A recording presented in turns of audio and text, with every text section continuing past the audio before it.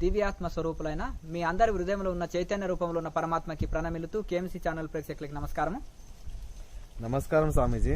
నమస్కారం అండి. స్వామీజీ, శిరస్సులో ప్రాణశక్తిని నిలిపే ఉపాయం ఏది? దానికి ప్రాణాయామ టెక్నిక్ అని మన ఋషులు చెప్పారు. వివేకానంద స్వామి కూడా నీకు ఎటు మనసు నిలవకపోతే శ్వాసని మొత్తం బయటికి తీసివేసేసి కాలిపట్టుతో ఉన్నంతసేపు ఉండు అంటారు. అట్లా దాని వలన మనసు నీకు ఆధీనములు అవుతాయి. కొంతమంది శ్వాసని లోపల కుంభకం చేయమంటారు. ఇంకా కొంతమంది ఋషులు ఏం చేసేస్తారంటే బయటి శ్వాస కంటే బయటి శ్వాస కొంచెమే తీసుకుంటూ లోపలి శ్వాస ద్వారానే లోపల నడిపియమని ఈ రకరకాల ప్రాణాయామ ఉపాయాలు చెప్పారు.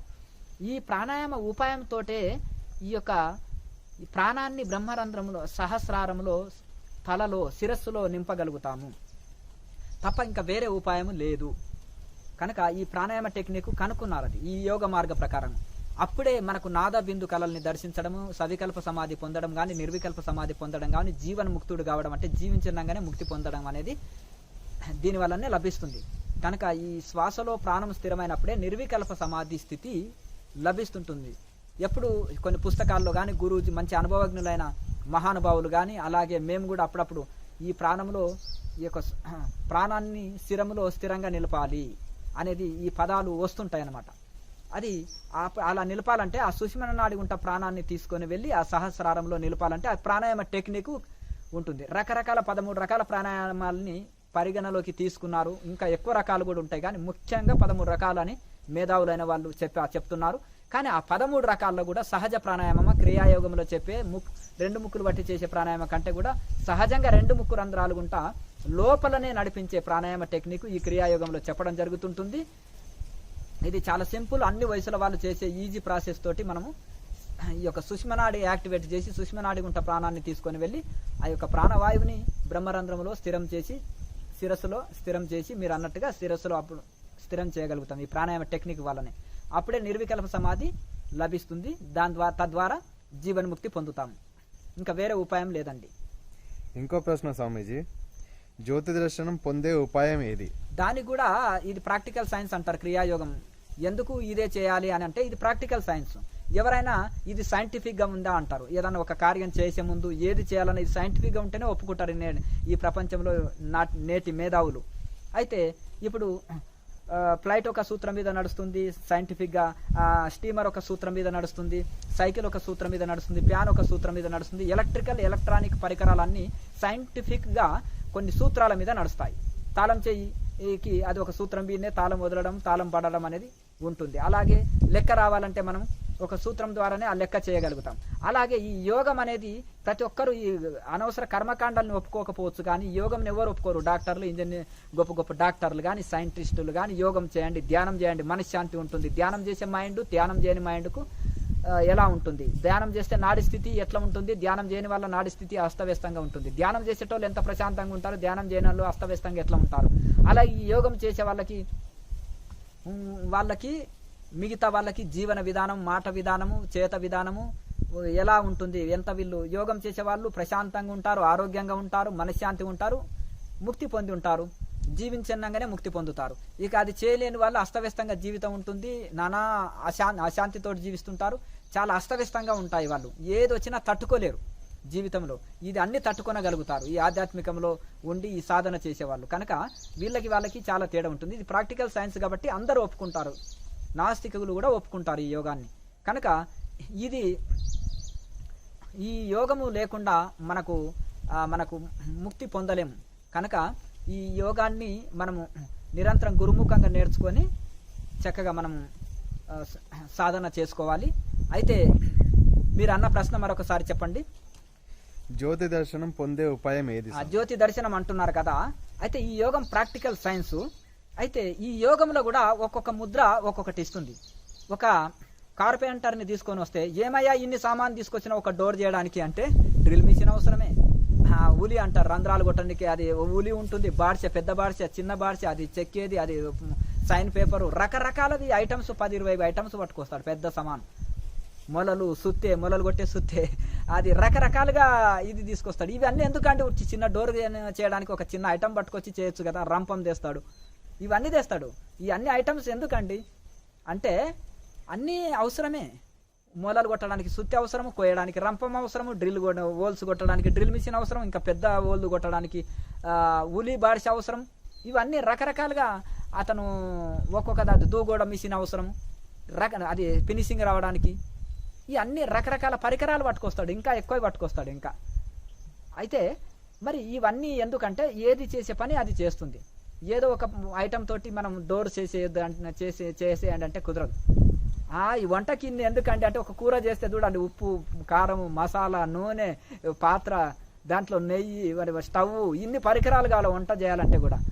ఉట్టి వంటకే ఇన్ని అన్ని ఎందుకండి అంటే ఇవన్నీ ఉంటేనే వంట అవుతుంది. అలాగే ఈ యోగము మనోలయం కోసము ఋషులు రకరకాల టెక్నిక్లు చెప్పారు. చిన్నపిల్లవాడు స్విమ్మింగ్ చేయనికే ట్యూబ్ ఎందుకంటే అంటే ట్యూబ్ నడుముకి వేసుకొని ఇది తర్వాత ట్యూబ్ లేకుండా ఈదగలుగుతాడు. పూర్వకాలంలో బెండు అనేవాళ్ళు, బెండు నడుము కట్టుకొని ఈదేవాళ్ళు, తర్వాత ఈదడం నేర్చుకున్నాక బెండు లేకుండా ఈదగలుగుతారు. అలాగే ఈ యొక్క చిన్నపిల్లవాడికి పలకా బలపం ఎందుకండి, పుస్తకం డైరెక్ట్ ఇస్తే చదవలేడు కనుక పలకా బలపంతో అక్షరాలు నేర్చుకున్న తర్వాత పుస్తకమే చదువుతాడు. కనుక స్టార్టింగ్లో ఇవన్నీ ఉంటాయి, తర్వాత ఏది ఉండదు. ఒక అవధూత స్టేజ్కి పోయి ఒక నిర్వికల్ప సమాధి అందుకున్న ఋషికి ఇవన్నీ ఏమి ఉండవండి. అప్పటి వరకే పీజీ పిహెచ్డీ అయిన వారికి ఇంకేమి చదవండి, చదువు పూర్తి చేసే వచ్చాడు. స్టార్టింగ్లో అన్నీ ఉంటాయి, తర్వాత ఏవి ఉండవు. కానీ మొత్తమే అన్ని వదిలేస్తాను నాకు అవసరం లేదు. కొంతమంది అంటారు తమోగుణ అవస్థలు ఉంటారు. స్నానం ఎందుకు, బొట్టు పెట్టుకోవడం ఎందుకు, సదాచారం ఎందుకు, ఉతికిన బట్టలు ఎందుకు కట్టుకోవాలి, ఇది ఆహారం మితాహారమే ఎందుకు తీసుకోవాలి, అసలు తిండికాడ మొత్తం కంట్రోల్ ఉండదు చూడండి. మళ్ళీ ఇవన్నీ ఎందుకులే, ఆహారం కూడా ఎందుకు మరి, ఇంకా అవసరం లేదు కదా, ఒక పూట ఇంత తినొచ్చు కదా, 3 పూటలు ఎందుకు తీసుకోవాలి. ఆహారం మాత్రం 3 పూటలు కరెక్ట్గా ఉండాలి. స్నానం వద్దు, బొట్టొద్దు, సదాచారం వద్దు, ఉతికిన బట్టలు వద్దు, సోమర్తనంతో గడపాలి అంటారు. ఇది తమో గుణ అవస్థ అంటారు. కనుక ఇవి అన్నీ కూడా ఒక అవధూత స్టేజ్కి వెళ్ళినప్పుడు ఇవన్నీ వదిలిపోతాయి. కానీ ఆయన బ్రహ్మభావనలో ఎల్లవేళలో ఉంటాడు, క్షణకాలంలో నిర్వికల్ప సమాధికి పోగలుగుతాడు. ఎట్లా పోగలుగుతున్నాడు, స్టార్టింగ్లో అన్ని సాధనలు చేశాడు. ఇప్పుడు ఓ పీజీ పిహెచ్డీ చేసిన వాడు ఇంక 20 ఏళ్ళకు ఒక పుస్తకం ఇచ్చినా చదువుతాడు, అన్ని ఆన్సర్స్ చేయగలుగుతాడు. ఎందుకంటే చదువు పూర్తి చేసి ఉన్నాడు. ఆయన ఏం చేస్తలేడు కదంటే, తాతగారు ఏం చేస్తలేడు కదంటే ఆయన రిటైర్డ్ ఉద్యోగి, ఆయనకేం కర్తవ్యం లేదు. అవధూతకి ఏమి కర్తవ్యం ఉండదు. నాకే ఊరికే చదవమని చెప్తున్నారు, తాత ఏం చేస్తలేడే, ఊరికే కుర్చీలో కూర్చొని ఉన్నాడు అంటే చిన్నపిల్లవాడు. తాత నీలాక చదివాడు, ఉద్యోగం చేశాడు, ఇప్పుడు రిటైర్మెంట్ అయ్యిండు, నీవు కూడా చదువు ఉద్యోగం చేయి, తర్వాత రిటైర్మెంట్ అయినాక తాతలాక హ్యాపీగా ఏం చేయకుండా కుర్చీలో న్యూస్ పేపర్ చదువుకుంటా ఉండు నాన్న అంటారు. అంటే కనుక అవధూత స్టేజ్ని స్టార్టింగ్ వాళ్ళు ఊహించుకొని చెడిపోకూడదు. కనుక స్టార్టింగ్లో అన్ని సాధనలు ఉంటాయి, తర్వాత అన్ని వదులుతాయి. కనుక ఈయనలో ఒక్కొక్క దానికి ఒక మహాముద్ర శరీరం ఫిట్నెస్ కోసం, నడుము నొప్పి కాలు నొప్పులు పోవడానికి, అలాగే జ్యోతి ముద్ర జ్యోతి దర్శనం కోసం, అలాగే సంపూర్ణ ఆరోగ్యం కోసం నాభిక్రియ, ప్రాణాలని సమతుల్యం చేయడానికి ప్రాణాయామ టెక్నిక్, అట్లా ధ్యానం టెక్నిక్, మనోలయం కోసం ధ్యానం టెక్నిక్, ఇవన్నీ ఈ క్రియాయోగంలో ఉపనిషత్తు సారంలో ఉండే యోగ ఉపనిషత్తుల్లో చెప్పిన ఎన్నెన్నో ముద్రల్ని షార్ట్కట్లో హఠయోగ రాజయోగ మంత్రయోగంలోని మెయిన్ పాయింట్స్ మనకు క్రియాయోగంలో అందించారు. అయితే ఈ జ్యోతి దర్శనానికి కూడా ఒక టెక్నిక్ ఉంది. ఎలా అంటే ఇప్పుడు స్వీట్లు ఎన్ని రకాల స్వీట్లు చేసినా అందులో పంచదార షుగర్ కలుస్తుంది, చక్కెర కలుస్తుంది. అలాగే ఈ ఎన్ని ముద్రలు వేసినా అందులో ప్రాణాయామం అనేది పంచదార లాంటిది. పంచదార లేకుండా మీరు ఎన్ని రకాల స్వీట్స్ చేసినా వేస్ట్, పంచదార మెయిన్ అనమాట. అలాగే ఎన్ని ముద్రలు వేసినా అందులో ప్రాణాయామం అనేది చాలా ముఖ్యం. ఈ క్రియాయోగంలో ఇవన్నీ మిగతావి ఏ స్వీట్లోనైనా పంచదార కలిసినట్టు ఏ ముద్రలోనైనా ప్రాణాయామం కలుస్తుంది. అది ప్రతి ఒక్కరు గమనించాలి. ఒక ధ్యానంలో ప్రాణాయామం ఉండదు, ధ్యానంలో ఉండదు, కానీ ధ్యానానికంటే ముందు వేసే అన్ని ముద్రల్లో ప్రాణాయామం ఉంటుంది.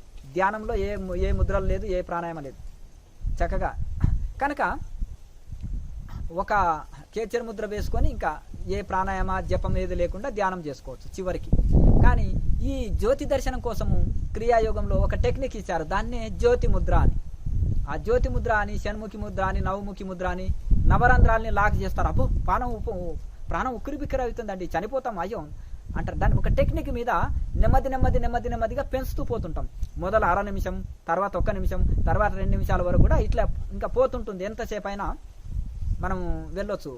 కనుక అట్లా ఒక ఉపాయంగా నెమ్మదిగా మనము ఇది చేస్తారు. పిల్లవాడు సైకిల్ తొక్కుతాడు, తర్వాత కింద పడతాడు, కాళ్ళు దెబ్బలు తగ్గుతాయి, ఒకసారి చేతులు వదిలిపెట్టి కూడా తొక్కుతాడు కదా. ఏనుగు సైకిల్ తొక్కుతుంది కదా. ప్రాక్టీస్ బలం.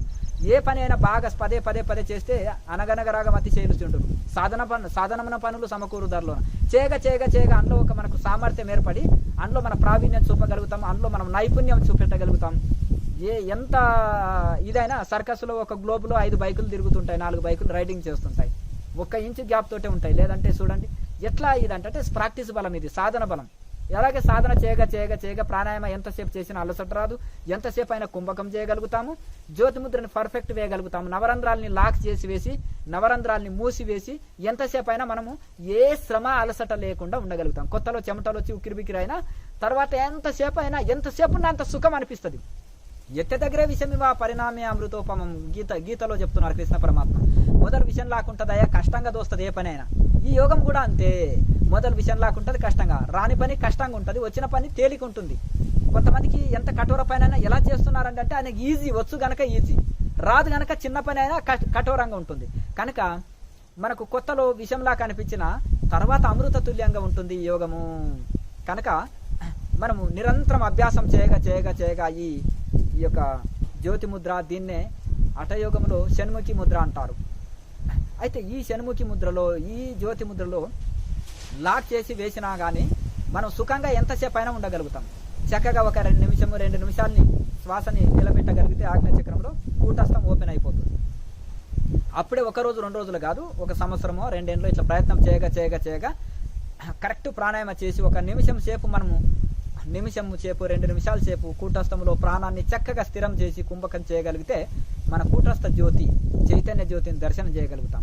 అట్లా ఆ జ్యోతి కోటి సూర్యుల కాంతి పెరుగుతూ మొదలు స్టార్టింగ్లో అరుణోదయ సూర్యుడు, తర్వాత అంటే ఆరెంజ్ కలర్ బంతి వలె బాలు వలె వస్తాడు. ఇంకా తర్వాత కాంతి పెరుగుతూ మధ్యాహ్న సూర్యుడి వలె తర్వాత కోటి సూర్యుల తేజాన్ని మనం దర్శించుకోగలుగుతాం. ప్రతి జీవిలో ఇదే చైతన్యం ఉంది అని మనం తెలుసుకోగలుగుతాము. మనలో ఉండే చైతన్యమే అన్ని జీవుల్లో ఉంది అని తెలుసుకుంటాము. ఆ చైతన్యంలో మనం లయమై మళ్ళీ చివరికి నాదబిందు కలర్ లయమై సమాధి స్థితి కలుగుతుంది. కనుక ఈ యొక్క ఇంట్లో జ్యోతిముద్ర అనే టెక్నిక్ ద్వారా మనలోని జ్యోతి దర్శనం చేసుకోవచ్చు అని క్రియాయోగంలో చెప్పడం జరిగింది. ఆ జ్యోతి ముద్ర ఇంట్లో నేర్పించడం జరుగుతుంటుంది. ఆ జ్యోతి ముద్ర వేసి జ్యోతి దర్శనం స్టార్టింగ్ లో చేసుకోగలుగుతాడు. కొంతకాలానికి జ్యోతి ముద్ర లేకుండా కూడా జ్యోతి దర్శనం పొందగలుగుతాడు. అది ఉత్తమ స్థితి అంటారు క్రియాయోగంలో. అది ఉత్తమ స్థితి అనమాట. స్టార్టింగ్ లో జ్యోతి ముద్ర ఆధారంగా జ్యోతి దర్శనం పొందాలి. తర్వాత జ్యోతి ముద్ర లేకుండా కూడా జ్యోతి దర్శనం పొందే సామర్థ్యాన్ని పొందగలుగుతారు క్రియాయోగి. స్వామి, యోగానికి కావాల్సిన ఫిట్నెస్, సాధనకు కావాల్సిన శక్తి శరీరానికి ఏ ముద్రలు ప్రసాదిస్తాయి? చక్కటి ప్రశ్న. చాలా మందికి మా బాడీలో ఫిట్నెస్ లేదండి, శక్తి లేదండి, లేకపోతే కాసేపు ధ్యానంలో కూర్చున్నాగానే కాళ్ళ తిమ్మిరులు వస్తున్నాయండి, నడుములో నొప్పి ఉందండి, బ్యాక్ పెయిన్. సహజంగానే కొంతమందికి బ్యాక్ పెయిన్ ఉంటుంది. కొంతమంది ఎక్కువసేపు కూర్చుంటే నడుము నొప్పులు అంటారు, కాళ్ళలో తిమ్మిరు వస్తుంది అంటారు. కొంతమంది కుర్చీలో కూర్చుంటారు, అదే ఇంకా కింద కూర్చుంటే నొప్పి వస్తుందని. అట్లా రకరకాల బాడీ పెయిన్స్ ఉంటాయి. బాడీలో ఫిట్నెస్ ఉండదు, నీరు ఉంటుంది శరీరంలో, రకరకాలుగా కింద కూర్చోలేము అనే వాళ్ళు ప్రతి ఒక్కరికి కూడా ఈ మహాముద్ర అనేది బాడీ ఫిట్నెస్ కోసము మహాముద్ర అనేది ఇక్కడ క్రియాయోగంలో నేర్పించడం జరుగుతుంది. ఆ మహాముద్ర వలన నడుము భాగం నుంచి కాలి బొటనల వరకు చక్కగా ఫిట్నెస్ వస్తుంది. కాళ్ళ నొప్పులు, కీళ్ళ నొప్పులు, నడుము నొప్పి, బ్యాక్ పెయిన్ అంతా దరి చేరదు, పారిపోతుంది. ఆ ఒక ఫిట్నెస్ వస్తుంది. ఆ ముద్రని స్టార్టింగ్లో మనము మహాముద్ర వేసినాక క్రియాయోగం చేయాలి, తర్వాత ధ్యానం చేయాలి. మళ్ళీ ధ్యానం తర్వాత కూడా కాలు చేతులు అన్ని బిగుసుకొని, ఎక్కువసేపు గంటల తరబడి ధ్యానంలో కూర్చున్నప్పుడు శరీరం అంతా బిగుసుకొని పోతుంది. దాని రిలాక్స్ కోసము సూక్ష్మ వ్యాయామము అంటారు. చిన్న ఎక్సర్సైజులు చూపిస్తాం ఇక్కడ, చిన్న సింపుల్ ఎక్సర్సైజులు. అవి చేసుకుంటే శరీరం రిలాక్స్ అవుతుంది. మహాముద్ర ఒక సెట్ వేయచ్చు. కాళ్ళ నొప్పి వచ్చిన మహాముద్ర మధ్యలో ధ్యానంలో ఒక సెట్ వేయండి. కళ్ళు తెరవకుండా, శరీరం కదలకుండా ఒక సెట్ వేయండి. మహాముద్ర స్టార్టింగ్లో వేయండి. మధ్యలో కాళ్ళ తిమ్మిరి అనిపించిన మహాముద్ర ఒక సెట్ వేయండి. చివరికి సాధన అంతా అయిపోయినాక కూడా బాడీ రిలాక్స్ కోసం మహాముద్ర ఒక సెట్ వేయండి. అట్లా ఆ మహాముద్రలో పర్ఫెక్ట్ వేస్తే కొత్తలో మెల్లమెల్లగా అభ్యాసం చేయాలి. బలవంతంగా ఏ పని చేయొద్దు. బలవంతంగా చేయొద్దు. నడువులు పట్టుకోవడం ఇది చేస్తుంది, మెల్లమెల్లగా అభ్యాసం చేసుకోవాలి. ఇంట్లో ఇంత కండిషన్ ఏం లేదు, మెల్లమెల్లగా అదే వస్తుంది చేయగా అది రెగ్యులర్గా చేయగా కొన్ని రోజులకు మహాముద్ర పర్ఫెక్ట్ వస్తుంది. ఒక నెల రోజుల్లో ఆ పర్ఫెక్ట్ వచ్చిన తర్వాత ఆ మహాముద్ర ఎవరైతే పర్ఫెక్ట్ ఇస్తారో మహాముద్ర ఎవరైతే పర్ఫెక్ట్ చేస్తారో వాళ్ళకు బాడీ చక్కటి ఫిట్నెస్, యోగానికి అనుకూలమైన శరీర స్థితి ఏర్పడుతుంది. ప్రాణాయామ చక్కగా చేసినప్పుడు ఈ యొక్క ధ్యానానికి అనుకూలమైన మానసిక స్థితి ఏర్పడుతుంది. కనుక ఈ మహాముద్రను ఎవరైతే పర్ఫెక్ట్ చేస్తారో, మహాముద్రని ఎవరైతే రెగ్యులర్గా ప్రాక్టీస్ చేస్తూ ఉంటారో, మహాముద్రలో పట్టు సాధిస్తారో వాళ్ళకి ఈ యోగానికి కావలసిన బాడీ అదే తయారవుతుంది. చక్కగా ఈడా పింగళ వదిలి సుష్మనాడి యాక్టివేట్ కూడా అవుతుంది. ఇంకా సూక్ష్మంలోకి మనం వెళ్ళగలుగుతాము. గంటల తరబడి ధ్యానము చేయగలుగుతాం. అందుకనే క్రియాయోగంలో మనకి ఇన్ని ముద్రలు ఇచ్చారు. స్టార్టింగ్లో అన్ని ముద్రలు ఉంటాయి, తర్వాత అన్ని ఏవి లేకున్నా సమాధి స్థితి అందుకొనగలుగుతారు. లోకా సమస్త సుఖినో భవంతు. ఓం